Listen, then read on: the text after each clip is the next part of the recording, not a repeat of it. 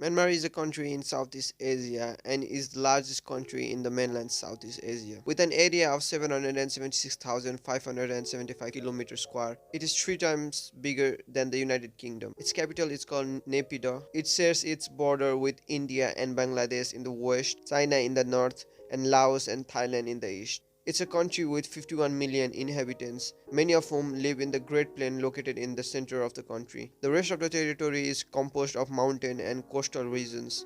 135 ethnic groups are officially recorded. The majority ethnic group called Bama represents around 68% of the population and lives precisely in the Great Central Plain. We can say that they are a dominant group because most of the country's wealth and power is in their hands. 90% of the population is Buddhist, 6% Christian, and 2.8% Muslim. Rohingya, a Muslim ethnic minority group in Rakhine, are considered among the most persecuted, vulnerable, and oppressed minorities in the world. Recently, the persecution of the Rohingya Muslims has increased due to Buddhist nationalism in Myanmar. The Rohingya continue to suffer from several forms of restrictions and human rights violations in Myanmar due to them being denied Myanmar citizenship. They are victims of various forms of oppression such as arbitrary taxation, land confiscation, destruction of mosques, torture and ill treatment, extrajudicial executions, restrictions on movements, forced eviction and house destruction, forced labors on roads and at military camps, and financial restriction on marriage. There were estimated to be 1.3 million Rohingyas living in Myanmar in 2015, but the census of 2017 showed that the Muslim population declined by more than double, from 1.3 million to 600,000. 1.3 million more live in exile in Bangladesh, 350,000 in Pakistan, 200,000 in Saudi Arabia, and 150,000 in Malaysia. So why are they persecuted? Why is there a tension between Muslims and Buddhists in this region of the country? To understand this complex situation, we need to go back in time and understand the history of this region. The Rohingya population is concentrated in the historical region of Arakan, to be more precise, northern Arakan. By the 4th century, Arakan became one of the earliest Indianized kingdoms in Southeast Asia. Sanskrit inscriptions in the region indicate that the founders of the first Arakanese states were Indian. The Burmese people seem to have settled in this region as late as the 11th century, hence earlier dynasties are thought to have been Indian, ruling over a population similar to that of Bengal. Arab merchants are also believed to have arrived in this region as early as the 5th century, though there's no record of a permanent settlement. The first Muslims to permanently settle in Arakan or modern-day Rakhine are believed to come here during the 1400s. Many served in the court of the Buddhist king Naramekhala. He welcomed Muslim advisors to his capital. The future Rakhine kings are believed to have close ties with the sultans of Bengal. The population increased considerably in the 17th century as slaves were brought in by Arakanese raiders and Portuguese settlers following raids into Bengal. In 1666, Shaista Khan invaded Chittagong from the kingdom of Muraukyu. The Mughal expedition continued up till the Kaladan River. The Mughals placed the northern part of Arakan under its administration and vassalage. The Muslim population became concentrated in northern Arakan. In 1785, Burmese king Bodapaya defeated the last Rakhine king, and the Arakan kingdom was annexed. The Muslims living in this region were imprisoned, persecuted, and deported to central Burma. Most of them left to Chittagong, but some of them loyal to the Burmese king were allowed to live there. By the time the British occupied, this region had become a sparsely populated area. More than half of its population were either killed or deported. In the early 19th century, the British Empire already controlled the whole of Indian subcontinent and it set its eyes on Myanmar. British Empire was in a war against Myanmar from 1824 to 1826. The Burmese were defeated and were forced to cede Arakan, and by 1885 the entirety of Burma was controlled by the British Empire. The British administered Myanmar as another province of British India. As a result, there were no boundaries between Bengal and Arakan, and hence no restriction on migration between these regions. It is believed that the deported Muslim Arakanis during the Burmese conquest in the 18th century later returned to Arakan, and also some economic migrants with no ancestral roots too moved to this region. Soon the population already settled in Arakan and the new migrants started intermingling, and it was difficult to separate one from the other. The British are in large measure to blame for encouraging the uncontrolled migration of Indians, Hindus, and Muslims into Burma from the mid 1815s onward. In the 20th century, the community as a whole started to call itself Rohingyas. The word Rohingya means inhabitant of Rohang, which was the early Muslim name for Arakan. As James Baxter put in 1940, there was an Arakanese Muslim community settled so long in Akayab district that it had, for all intents and purposes, to be regarded as an indigenous race. In the Second World War, the Rohingyas allied themselves with the British Empire against their wars with the Japanese and their Buddhist allies, and in return they were promised by the British a Muslim state once the war ended. Like many other promises, this promise too wasn't kept by the British. Buddhist nationalism began to emerge in response to British colonial rule and saw Buddhists identifying with Burmese culture and history. During the colonial period, the Burmese military Tata Mother and the founders of several armies, including Aung San, were patronized and trained by the military of Imperial Japan to defeat Allied forces and the British colonials. Myanmar's Buddhist nationalism was influenced by Japanese fascism. The Rohingya crisis is not only on religion but also economical and political related. The Buddhists of Myanmar claim that the Rohingya are economically developed and their culture is under siege by the Rohingyas. Myanmar is surrounded by some Islamic countries such as Bangladesh, Malaysia, and Indonesia. The Buddhists think that if any Islamic country attacks Myanmar, the Rohingya will fight against Myanmar, just like in the Second World War. In 1947, the leaders from Arakan asked Pakistani leader Muhammad Ali Jinnah to annex the region, but Jinnah refused, saying he couldn't interfere with Burma's internal matters. Burma gained its independence the following year and a new government was elected, and soon after a new Union Citizenship Act was passed. Under this law, the Rohingyas weren't considered an ethnic group of the nation. However, they could gain citizenship if a minimum of 2 generations of his or her ancestors had lived in the country. Some did gain citizenship, but the majority of them were considered outsiders. After the poor treatment from the Burmese government and refusal from Pakistan to annex them, the Muslims from Arakan made a proposal to Burmese government to concede 2 towns to East Pakistan. The proposal was rejected, so consequently local Mujahideen were formed and began targeting government soldiers stationed in the area. Led by Mir Qasim, the newly formed Mujahideen movement began gaining territory, driving out local Rakhine communities from their villages. In November 1948, martial law was declared in the region and the Burmese army was sent to liberate the area. By June 1949, the Burmese government's control over the region was reduced to the city of Akayab, whilst the Mujahideen had possession of nearly all of northern Arakan.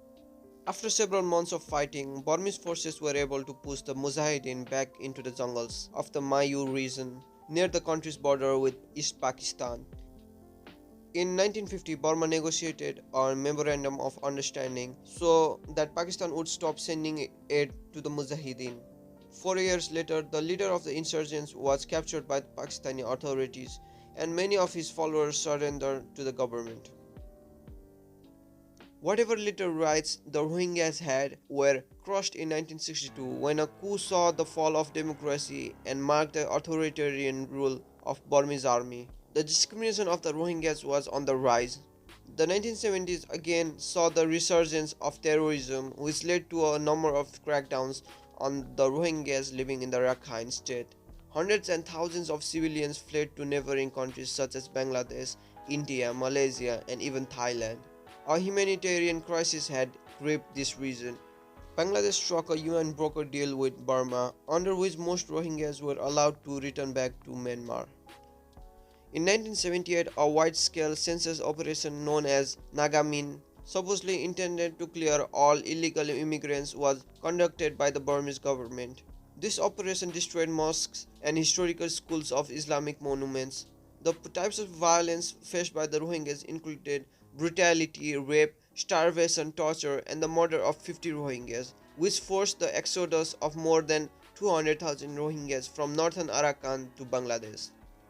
In 1982, a citizenship law was passed, which now required Rohingyas to provide sufficient proof of their ancestry in order to fall under 3 types of citizenships: Most Rohingyas were unable to provide such proof and were categorized as illegal Bengali immigrants.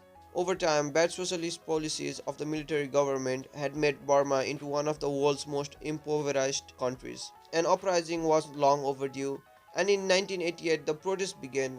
Aung San Suu Kyi emerged as a national icon and went on to win the Burmese general elections, but she was placed under house arrest and not allowed to assume the role of Prime Minister. She even won the Nobel Peace Prize a year later.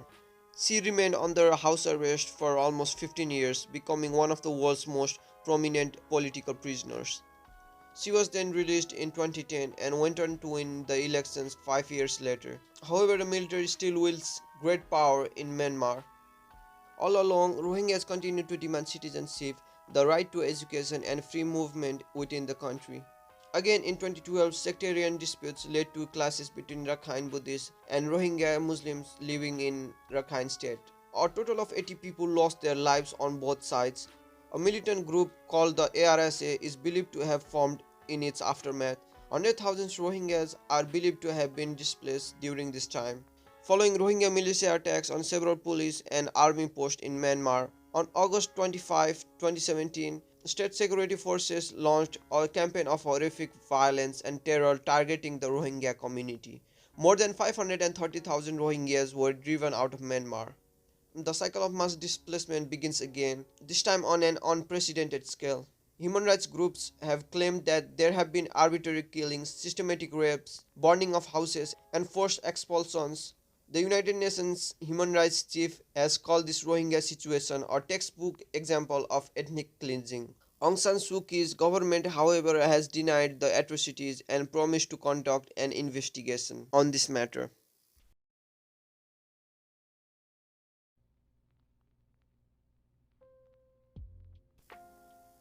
In 1930, anti-Indian riots were started because of a labor issue at the Yangon port.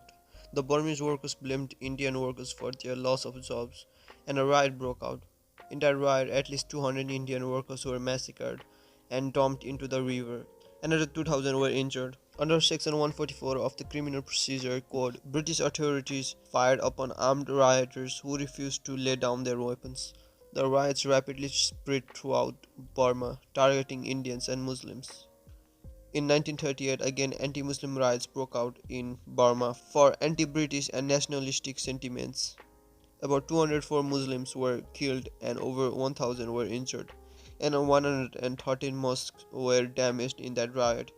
The reason of oppression to the Rohingya is from the conflict between two different religions from the British period. The second reason is hatred toward the Rohingya Muslims aroused by the divide and conquer strategy during the British colonial period, which is also deeply related to the fact that Tatmadaw has been persecuting the Rohingya Muslims. The Tatmadaw grew from 186,000 to 370,000 soldiers. About 14% of the country's GDP was spent on the military.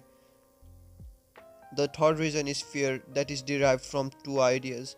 One, a few Rohingya organizations such as the Arakan Rohingya National Organization, also known as ARNO, and the Rohingya Solidarity Organization RSO, had a close connection with leaders or members of Al Qaeda and the Taliban. And two, Buddhists believe that the number of Muslims has increased rapidly as a demographic factor. These factors made the monks feel anxious because they thought that Muslims would overcome their Buddhist society. The fourth reason is the antagonism that the military government manipulated as a political instrument to retain their regime by diverting the public attention from discontent with autocratic policies to the Rohingya issue. In this video, we observed that the Rohingya crisis is very complex and controversial. This is due to the controversy of the origin of the Rohingya. The Rohingya themselves claim to be indigenous of Rakhine State. The historical evidence is that the Rohingya have lived in the region of Arakan for several generations since 8th century. So they are the citizens of the Rakhine State, but the government of Myanmar calls them Bengalis and claims that they are illegal immigrants from Bangladesh. The Rohingyas cannot take part in the formation of the nation and are deprived of their fundamental human rights. They cannot access education or medical treatment or exercise the right to vote. Aung San Suu Kyi, the idol of democracy, has not spoken up for the rights of Rohingya. Although the government of Myanmar and Buddhist monks have stated that the Rohingya are growing faster, but the census shows that the Rohingyas are only 3 to 4% of the Myanmar total population. The democratically elected government of Myanmar must promote and protect human rights and fundamental freedoms for all citizens, including the Rohingya, without discrimination based on race, sex, language, and religion. Therefore, the government of Myanmar should amend its 1982 Citizenship Act through humanitarian diplomacy. Then the stateless Rohingyas will contribute to build democracy in Myanmar.